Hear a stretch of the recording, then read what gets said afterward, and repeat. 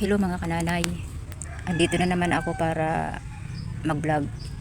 Ito, magulo na naman ang aming mga damitan kaya magtutupi po ako ng mga aming mga damit. Ako rin naman ang napapagod kakatingin kasi magulo na.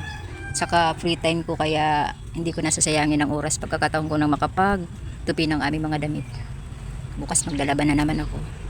Kaya mga nanay, kung wala nang gagawin, mag-isip ako kung anong pwedeng gawin. Lalo na't naboboring po ako kaya yan. Ginawa ko na lang magtupi. At least, hindi na magulo ang aming mga damitan, di ba? Wala na po ako maisip na sasabihin. Kaya yun lang.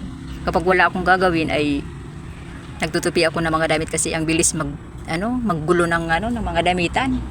Lalo ng mga bata. Ang bilis nilang guluhin yung mga damit. Matagal magtupi pero mabilis lang maggulo ng mga damit. Kaya yan. Minsan sa pagtutupi ko ng mga damit ay inaabot akong mga half day ganun.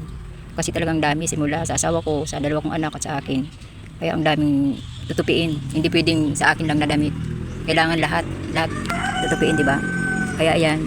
Sige na mga nanay. Bye-bye.